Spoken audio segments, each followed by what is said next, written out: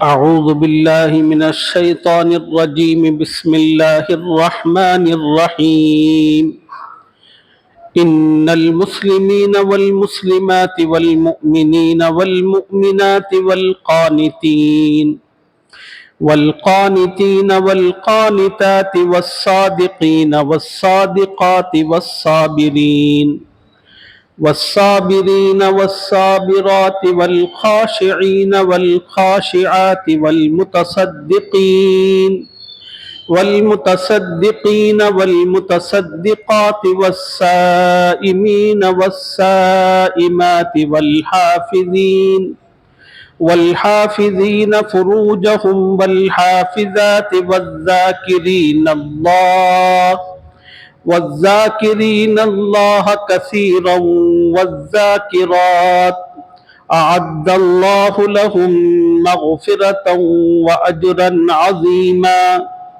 صدق اللہ العظیم.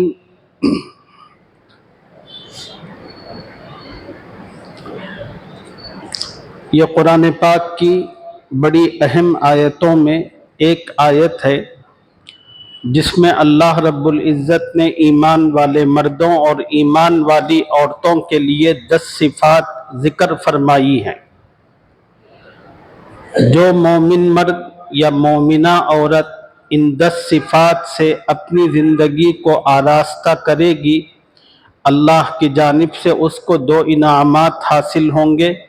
پہلا انعام مغفرت اور دوسرا انعام اجر عظیم.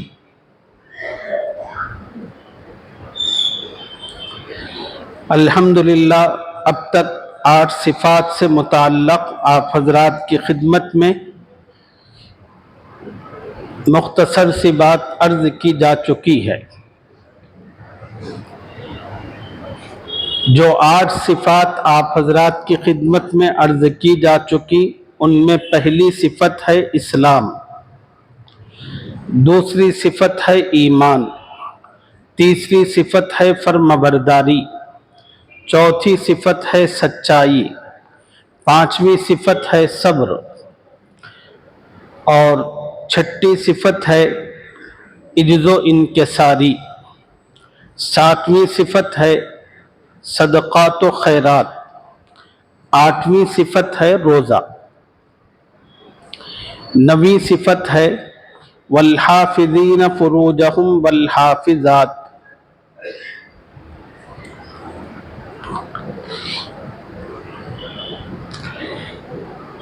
اپنی شرمگاہوں کی حفاظت کرنے والے مرد اور اپنی شرمگاہوں کی حفاظت کرنے والی عورتیں.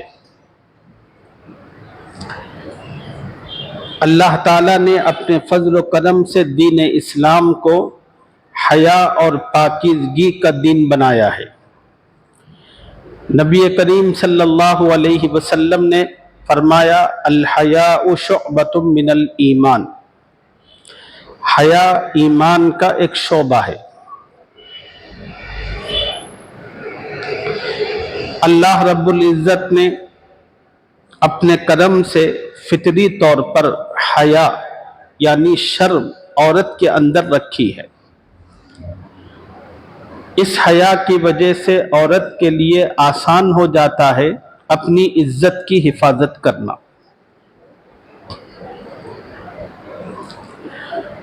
قرآن مجید میں اللہ تعالیٰ نے ایمان والوں کو ایک مقام پر زنا کے قریب جانے سے منع فرمایا کہ وَلَا تَقْرَبُوا الزِّنَا. اللہ نے یہ نہیں کہا کہ اے ایمان والو زنا مت کرو، یہ نہیں کہا، بلکہ ایمان والوں کو اللہ نے اس بات کا حکم دیا کہ تم زنا کے قریب بھی مت جاؤ. ہر ایسی چیز جو تمہیں زنا کے راستے تک پہنچائے، ایسی تمام چیزوں سے اپنے آپ کو بچاؤ. اسی لیے قرآن مجید میں ایک اور مقام پر اللہ تعالیٰ نے ایمان والے مردوں کو اور ایمان والی عورتوں کو اس بات کا حکم دیا وَقُلْ لِلْمُؤْمِنِينَ والمؤمنات یغضضن من ابصارہن ویحفظن فروجہن۔ اے نبی صلی اللہ علیہ وسلم، ایمان والے مردوں اور ایمان والی عورتوں کو اس بات کا حکم دیجئے کہ وہ اپنی نگاہوں کی حفاظت کریں اور اپنی شرمگاہوں کی حفاظت کریں۔ یہاں پر علماء نے ایک خاص نقطہ بیان فرمایا ہے، وہ نقطہ یہ ہے شرمگاہ کی حفاظت موقوف ہے نگاہوں کی حفاظت پر۔ جو مرد یا عورت اپنی نگاہوں کا تحفظ کرے گی، اللہ تعالیٰ اسی کے لیے اپنی شرمگاہوں کا تحفظ کرنا آسان فرماتے ہیں۔ تو اسی لیے علماء نے لکھا ہے زنا کی طرف جانے والا سب سے پہلا راستہ نظر ہے۔ اسی لیے اللہ نے قرآن پاک میں ایمان والوں مردوں اور عورتوں کو اپنی نظروں کی حفاظت کا خاص طور پر حکم دیا ہے۔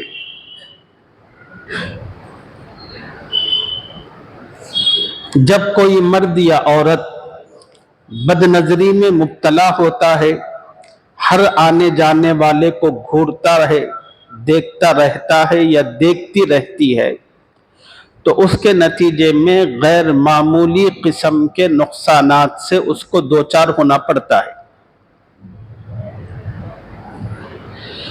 پہلا نقصان یہ ہے، نگاہ وہ چیز ہے جس کے نتیجے میں کوئی نظر آتا ہے، پھر اس کا عکس انسان کے دماغ پر اور اس کے دل پر ہوتا ہے۔ پھر وہ جو صورت بنتی ہے دماغ میں یا دل میں، پھر وہ صورت انسان کو بے کل اور بے چین کر کے رکھتی ہے۔ پھر آدمی کوشش اور جستجو کرتا ہے، وہ جو چہرہ مجھے نظر آیا تھا، میں اس سے ملاقات یا اس سے بات چیت کا یا آشنائی کا کوئی نہ کوئی ذریعہ تلاش کرو۔ پھر وہ اس کی جستجو کرتا ہے، جستجو کرنے کے بعد اس کے کسی نہ کسی جاننے والے تعلق والے تک پہنچتا ہے، پھر وہاں سے اس کا فون نمبر، اس قسم کی چیزیں حاصل کرتا ہے، راہ و رسم بڑھاتا ہے۔ ابتدائی راہ رسم خیر و خیریت، سلام علیکم کے ذریعے ہوتی ہے، پھر نتیجہ انجام جو ہوتا ہے وہ بے حیائی پر ختم ہوتا ہے۔ اب آپ اس پوری اسٹوری کو دیکھیں تو اس کا جو سلسلہ شروع ہوا تھا وہ نگاہ کی بے احتیاطی تھی، اسی وجہ سے اللہ تعالیٰ نے قرآن پاک میں اسی کو فرمایا، اے ایمان والے مردوں اپنی نگاہ کی حفاظت کرو، اے ایمان والی عورتوں اپنی نگاہوں کی حفاظت کرو۔ نگاہ کے غلط استعمال کے نتیجے میں کئی طرح کے نقصانات ہوتے ہیں۔ پہلا نقصان دینی یہ ہوتا ہے، جو مرد یا عورت بد نگاہی میں مبتلا ہوتی ہے، اللہ تعالیٰ اس سے عمل کی توفیق چھین لیتے ہیں۔ بد نگاہی فون کے ذریعے سے ہو، بد نگاہی آنے جانے والوں کو تاکنے جھانکنے کے ذریعے ہو، یہ جو بد نگاہی ہوتی ہے اس سے اللہ تعالیٰ توفیق عمل چھین لیتے ہیں۔ اس کا مطلب کیا ہے؟ اس کا مطلب یہ ہے کہ بد نگاہی کرنے والے کے لیے نماز پڑھنا مشکل، اس عورت کے لیے پردے میں رہنا مشکل، اس عورت کے لیے گھر کے کام کاج ذمہ داری ایک بوجھ محسوس ہوتے ہیں۔ زندگی میں ہر چیز جو کرنے سے متعلق ہوتی ہے اس سے وہ جان چرانے لگتی ہے، مرد ہے تو لگتا ہے، عورت ہے تو لگتی ہے۔ اسی کو کہتے ہیں توفیق عمل، اللہ تعالیٰ اس کو چھین لیتے ہیں۔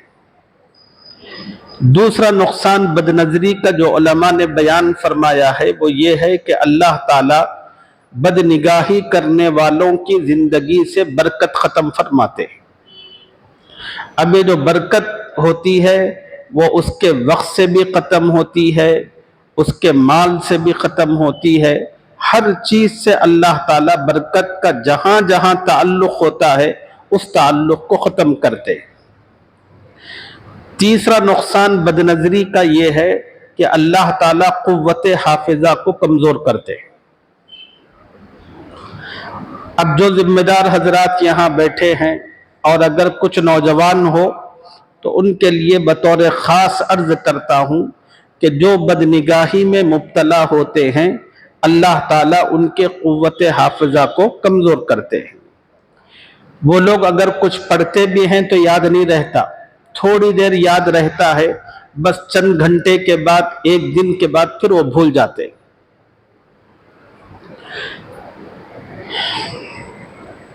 یہ جو بھول کی کیفیت آتی ہے اب اس وقت تو ہمارے بچوں میں اتنی زیادہ ہے کہ کچھ پوچھو مت۔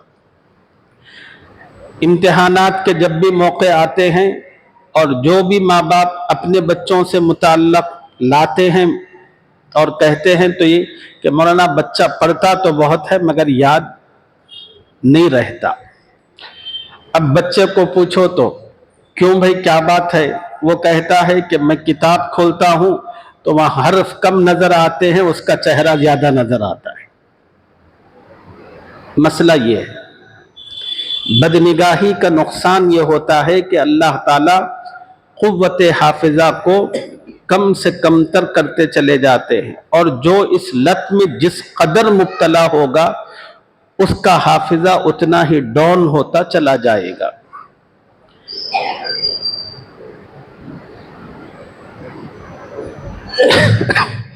بے شمار واقعات علماء نے اس سلسلے میں اپنی کتابوں میں لکھے ہیں، چونکہ اس مضمون کو پھیلانا نہیں ہے، مختصر سی بات کر کے اپنی گفتگو ختم کرنی ہے۔ تو یہ اہم ترین نقصانات ہیں۔ اگر آپ چاہتے ہیں کہ ان نقصانات سے اپنا تحفظ کریں اور اپنے بچوں کا تحفظ کریں تو پھر آپ اپنے بچوں کو بد نظری کے گناہ میں مبتلا ہونے سے بچائیں۔ عام طور پر مائیں، بیٹے، بیٹیاں جو بے حیائی کے راستے پر نکلتی ہیں اس کی ایک وجہ بد نظری ہے اور دوسری وجہ فون ہے۔ پتہ نہیں جب لوگوں نے موبائل فون نکالا تھا تو ان لوگوں کو بھی اندازہ نہیں تھا کہ یہ فون اتنی خطرناک چیز ہے۔ جن لوگوں نے موبائل ایجاد کیا تھا اس کے پیچھے فلسفہ اتنا تھا کہ جو بزنس مین لوگ ہیں وہ اپنی جگہ گھر میں رہ کر بھی آرام کے ساتھ اپنے بزنس کے معاملات کو طے کر سکے، اس مقصد کے تحت انہوں نے نکالا تھا۔ ان کو بھی آئیڈیا نہیں تھا کہ اس فون کا اتنا غلط استعمال ہوگا۔ اور فون ایک ضرورت کے استعمال کی چیز ہے، بچوں کے ہاتھ میں بالخصوص نوجوانوں کے ہاتھ میں نہیں ہونا چاہیے، اور بیٹی اور بہنوں کے ہاتھ میں تو بالکل نہیں ہونا چاہیے۔ عام طور پر ہوتا یہ ہے ہمارے پاس ماں باپ اپنی بچیوں کو یہ کہہ کر فون دیتے ہیں کہ وہ کالج جا رہی ہے تو بس ہمیں پتہ رہے گا کہ اس کا کالج چھٹ چکا ہے یا ابھی اس کے پیریڈ چل رہے ہیں، ہمیں اطلاع رہے گی، پھر وہ کہاں ہوگی کلاس چھٹنے کے بعد تو ہمیں معلوم ہوگا تو لانے لے جانے میں سہولت ہوگی۔ اس خیال کے تحت ہر ماں باپ اپنی بچی کو فون دیتے ہیں، لیکن اس فون کے ذریعے سے اس بچی کے رابطے کن کن لوگوں سے ہو رہے ہیں اور وہ نمبر کہاں تک پھیل چکا ہے، پھر باپ پلٹ کر نہ کبھی اس بارے میں جائزہ لیتا ہے نہ ماں اس بارے میں تفتیش کرتی ہے۔ تو اس لیے ہر ماں باپ کو چاہیے خدا کے لیے اپنی بچیوں کو بالخصوص فون ہرگز نہ دے۔ ہاں اگر اتنی ہی سخت ترین ضرورت ہو تو بس ضرورت کی تکمیل کے لیے بٹن کا جو فون ہوتا ہے وہ ضرور دے۔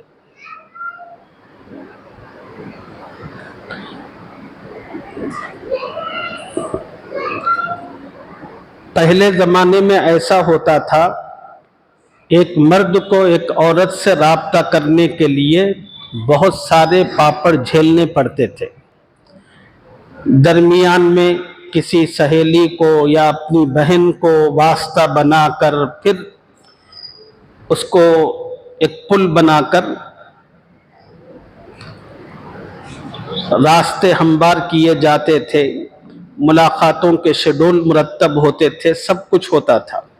لیکن موجودہ دور کے اندر یہ سیل فون اتنی بدترین چیز ہے کہ گھر میں کمرے میں بند ہو کر ہماری اپنی بیٹی 2 گھنٹے غیر مردوں کے ساتھ بات کرتی رہتی ہے، بالکل دیوار سے لگ کر دوسرا کمرہ ماں باپ کا ہوتا ہے، ان کو اس کی خبر اور احساس تک نہیں ہوتا۔ تو اس وجہ سے ان چیزوں کے معاملے میں ماں باپ کو چاہیے کہ بہت حساس رہے۔ اگر تعلیم کے اور کسی معاملے میں ضرورت ہو رہی ہو تو یہ نہیں کہتا کہ آپ نہ دیں، لیکن بس ضرورت کی تکمیل تک وہ چیز ان کو دیں۔ ضرورت کی تکمیل ختم ہو گئی تو پھر اس چیز کو آپ اپنے قبضے میں رکھیں۔ جتنے بیٹیاں والے ہیں، جتنے لوگ بہنیں والے ہیں، اللہ تعالیٰ ان کے ذریعے سے ان ماں باپ کی، ان بھائیوں کی عزتوں کو ہمیشہ سلامت رکھے، یہ میری دلی دعا ہے، اپنے لیے بھی ہے اور آپ سب حضرات کے لیے بھی ہے۔ بہت سارے لوگ جو شریف النفس ہوتے ہیں وہ اپنی بچیوں کو فون دیتے ہیں اور ان کے اپنے ذہن میں یہ ہوتا ہے کہ میں جیسے شریف ہوں میری بیٹی بھی شریف ہے، لیکن ان ماں باپ کو پتہ ہی نہیں چلتا کہ اس فون نے بچی کو اخلاقی طور پر کتنا بگاڑ دیا ہے، اور جب نتیجہ کھلتا ہے تو پھر وہ جو ماں باپ ہوتے ہیں انہیں چہرہ چھپانے تک کی بھی جگہ نہیں ملتی۔ اس لیے میں یہ نہیں کہتا کہ آپ بد اعتمادی کریں، ضرور اپنی اولاد پر اعتماد کریں، مگر اپنی آنکھوں کو کھلا رکھیں۔ تو زنا تک پہنچانے والی جو دوسری چیز ہے وہ ہے فون، اور تیسری چیز ہے مخلوط اجتماعات۔ دیکھیے، آپ کی بچی بھلے کم تعلیم پڑھے، اس کا غم مت کیجئے، مگر فکر اس کی کیجئے کہ آپ کی بچی کی عزت سلامت رہے۔ آپ کی بچی کو ایسے اسکولوں میں ہرگز مت داخل کیجئے جہاں پر بچے اور بچیوں کی کلاس ایک ساتھ ہوتی ہے، ایسی تعلیم گاہوں میں مت ڈالیے۔ اگر اس کے علاوہ آپ کی بچیوں کے لیے تعلیم کے آگے جاری رکھنے کے کوئی مواقع نہیں ملتے تو جتنا پڑھی ہے اسی پر اکتفا کر لیجیے۔ اللہ تعالیٰ آپ کی بچی سے متعلق آپ سے یہ سوال نہیں کریں گے کہ آپ نے اس کو سائنسدان بنایا تھا کہ نہیں بنایا، اپنی بچی کو انجینئر بنایا تھا کہ نہیں بنایا، ڈاکٹر بنایا کہ نہیں بنایا، یہ نہیں پوچھیں گے اللہ۔ نہ قبر میں سوال ہوگا، نہ آخرت میں سوال ہوگا۔ سوال اس بات کا ضرور ہوگا کہ تو نے اپنی بیٹی کو پاک دامن رکھا کہ نہیں رکھا، یہ سوال ہوگا۔ اس لیے اپنی بچیوں کے معاملے میں اس چیز کو ہمیشہ پیش نظر رکھیں۔ اور فیملی میں مختلف قسم کی دعوتیں ہوتی ہیں، اور وہ دعوتیں، وہ فنکشن ہال جہاں پر مردوں کے لیے علیحدہ نظم ہے، عورتوں کے لیے علیحدہ نظم ہے، تو وہاں پر ضرور بھیجیے۔ لیکن کوئی ایسی شادی کرنا چاہتا ہے گیٹ ٹوگیدر کہ سب آؤ ملو بیٹھو بات کرو، ایسی جگہ مت جائیے، نہ آپ جائیے نہ آپ کی عورتوں کو لے جائیے، اس لیے کہ بے حیائی کے راستے کی طرف چل جانے والا یہ بھی ایک راستہ ہے۔ تو ایمان والوں کو چاہیے کہ ہر ایسے راستے سے اپنا اور اپنی فیملی کا تحفظ کرے جو اس کو آگے چل کر بے حیائی تک پہنچاتا ہے۔ اسی کو اللہ تعالیٰ نے قرآن پاک میں کہا وَلَا تَقْرَبُوا الزِّنَا، اے ایمان والو زنا کے قریب بھی مت جاؤ۔ اور جو علماء نے اپنی کتابوں میں لکھا ہے مرد کا جہاد بارڈر پر ہوتا ہے اور عورت کا جہاد گھر کے اندر اپنی عزت کے تحفظ کے ساتھ ہوتا ہے۔ جیسے بارڈر پر مرد دشمنوں کی گولیاں اور اس کے وار کو جھیلتا ہے، ایسے ہی عورت مرد کی غیر موجودگی میں اپنی عزت کا تحفظ کرتی ہے۔ اس کے لیے ہر وہ نظر جو شوہر کے علاوہ محرم کے رشتے کے علاوہ جو اس پر پڑتی ہے اس سے اپنے آپ کو بچانا یہی جہاد ہے۔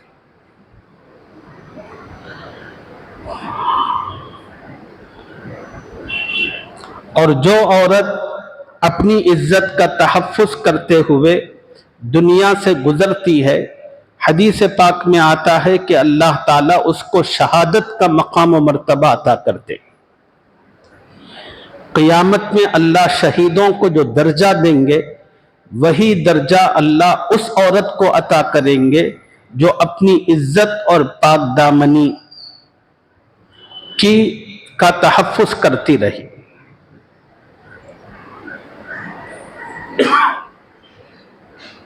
ایک واقعہ آپ حضرات کی خدمت میں عرض کر کے اپنی گفتگو ختم کرتا ہوں۔ امام شافعی رحمۃ اللہ علیہ کا زمانہ تھا اور ایک حاکم گورنر تھا،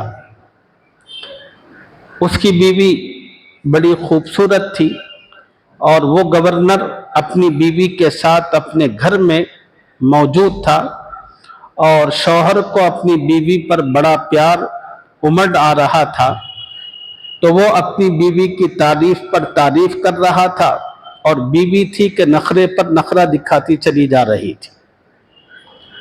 اب ادھر شوہر بے انتہا پیار کی باتیں کر رہا تھا اور اس پر نخرہ سوار تھا۔ اب جب شوہر قریب آیا اپنی بیوی کے تو اس نے نخوت میں کہا، بیوی نے اپنے شوہر کو پرے ہٹ جہنمی کہیں کا۔ اب وہ بھی مرد تھا، حاکم وقت تھا، اس کو آیا بڑا غصہ، یہ مجھ کو جہنمی کہتی ہے۔ اس نے کہا کہ اگر میں جہنمی ہوں تو تجھے طلاق ہے۔ اب دونوں نے غصے میں تو بات کہہ دی، رات کا وقت تھا، جب تنہائی میں دونوں کو اپنے اپنے کمرے میں وقت گزارنے کا موقع ملا، غصہ ختم ہوا تو اب عورت کو بھی اپنی غلطی کا احساس ہوا کہ میں نے بہت غلط کہا اپنے شوہر کو۔ شوہر کو بھی احساس ہوا کہ میں نے اپنی بیوی کے لیے غلط کہا کہ تجھے طلاق ہے، مجھے نہیں کہنا چاہیے۔ صبح ہوئی تو بیوی شرمندہ شرمندہ شوہر کے پاس آئی، آ کر پوچھنے لگی کیا مجھے طلاق ہو گئی؟ شوہر نے کہا کہ میں کوئی عالم تھوڑی ہوں، چلو کسی عالم کے پاس جا کر معلوم کرتے کہ تجھے طلاق ہوئی کہ نہیں ہوئی۔ اب وہ گورنر مختلف علماء کے پاس گیا اور جا کر اپنا مسئلہ رکھا کہ میں اپنی بیوی سے محبت کا اظہار کر رہا تھا اور وہ نک چڑی بنی ہوئی تھی اور اس نے مجھ سے کہا کہ پرے ہٹ جہنمی، تو مجھے غصہ آیا، میں نے کہا کہ اگر میں جہنمی ہوں تو تجھے طلاق ہے۔ اب سارے علماء سر پکڑ کر بیٹھ گئے، اب کون فیصلہ کر سکتا ہے کہ یہ جہنمی ہے کہ نہیں ہے؟ शौहर, बीवी ने कहा कि परे हट जहन्नमी। अब वो जहन्नमी है कि नहीं है, कौन फैसला?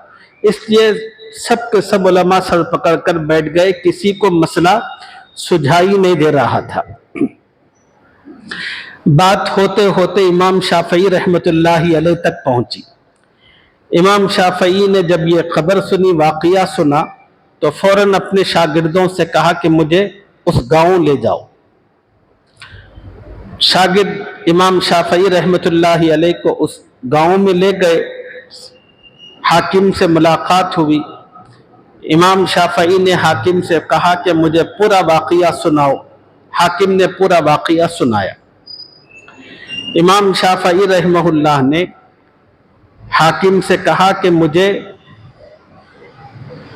जवाब देने के लिए तुम्हारी पिछली जिंदगी से मुताल्लिक़ चंद सवालात करने हैं, अगर इजाज़त हो तो मैं सवालात करूं? हाकिम ने कहा कि ज़रूर करें। तो इमाम शाफई रहमतुल्लाहि अलैह ने कहा, ये बताओ गवर्नर साहब कि आपकी अब तक की पूरी जिंदगी में कभी आपके लिए गुनाह का कोई मौका आया हो और आपने उस गुनाह पर कुदरत रखने के बावजूद उसका इर्तिकाब न किया हो, ऐसा कोई वाक़या है तो गौर करो। अब गवर्नर गौर करने लगा और गौर करते करते कहने लगा इमाम शाफई से कि हाँ हजरत, एक वाक़या है कि एक घर के अंदर काम करने वाली थी, हमारे अपने जाने के बाद मेरे बेडरूम को साफ किया करती थी। एक दिन वो मेरा बेडरूम साफ कर रही थी कि अचानक मैं अपने कमरे में आया और जो साफ करने वाली थी वो नौजवान बड़ी खूबसूरत लड़की थी। उसके हुस्न और चेहरे पर जब मेरी नज़र पड़ी तो मेरे दिल के अंदर बुराई का ख्याल आया और मैंने चाहा दिल में कि उससे जिना करूं, और इस बुरे जज्बे और नीयत के साथ मैं उसकी तरफ बढ़ने लगा तो अल्लाह ताला ने औरतों के अंदर उनकी निगाहों में एक अजीब किस्म का थर्मामीटर दे रखा है, जो हम मर्दों को तो समझ में नहीं आता। औरत मर्द की नजर देखकर पहचान लेती है कि कौन मुझे शफकत वाली नजर से देख रहा है, कौन मुझे हवस भरी नजर से देख रहा है, ये औरत पहचान लेती है। अल्लाह ताला ने ये गैर मामूली सलाहियत और हिस्स औरत को अता की है। जब वो गवर्नर मेरी तरफ बढ़ रहा था, वो लड़की मुसलमान थी और ईमान वाली थी, दिल में अल्लाह से डर खौफ रखने वाली थी। उसने गवर्नर को मुखातब करके कहा, ऐ गवर्नर, अल्लाह से डर और मुझसे करीब मत हो। गवर्नर इमाम शाफई से कहने लगा कि हजरत, मैं तो उससे जिना करना चाहता था और उसके हुस्न पर फिदा हो चुका था, लेकिन जो ही उसने मुझे मुखातब करके कहा कि अल्लाह से डर, तो पता नहीं मेरे कदम जो आगे बढ़ रहे थे रुक गए। मैंने उसके बाद उसको कहा, कुछ नहीं, कमरे की जो दरवाजे की कुंडी थी वो हटा दी और कहा कि चली जा। वो चली गई। इमाम शाफई ने इस वाक़े को सुनने के बाद उस गवर्नर के हक में फतवा दिया। फतवा यह था कि तेरी बीवी के साथ तेरी तलाक नहीं हुई। अब जब उलमा को पता चला इमाम शाफई ने फतवा दिया है कि गवर्नर की अपनी बीवी से तलाक नहीं हुई, अब सारे के सारे उलमा इमाम शाफई के पीछे पड़ गए। उन्होंने कहा कि हजरत, क्या आपने लोगों का ठेका ले रखा है? आपने कैसे फतवा दिया, कैसे जाना कि जन्नती है कि जहन्नमी है? वो तो जन्नत और जहन्नम का फैसला जब तक खुदा से मुलाकात ना हो वो तो किसी के बारे में हो ही नहीं सकता कंफर्म तौर पर। आपने कैसा फतवा दिया? तो इमाम शाफई ने कहा लोगों से कि लोगों, ये फतवा मैंने नहीं दिया, ये फतवा अल्लाह का है। लोगों को अभी हैरत हुई। لوگوں نے کہا کہ بتاؤ اللہ نے کہاں فتویٰ دیا ہے؟ تو امام شافعی نے کہا اعوذ باللہ من الشیطان الرجیم بسم اللہ الرحمن الرحیم وَأَمَّا مَنْ خَافَ مَقَامَ رَبِّهِ وَنَهَى النَّفْسَ عَنِ الْهَوَىٰ فَإِنَّ الْجَنَّةَ هِيَ الْمَأْوَىٰ۔ قرآن میں اللہ نے کہا جو آدمی اللہ کے سامنے حساب و کتاب سے خوف زدہ ہو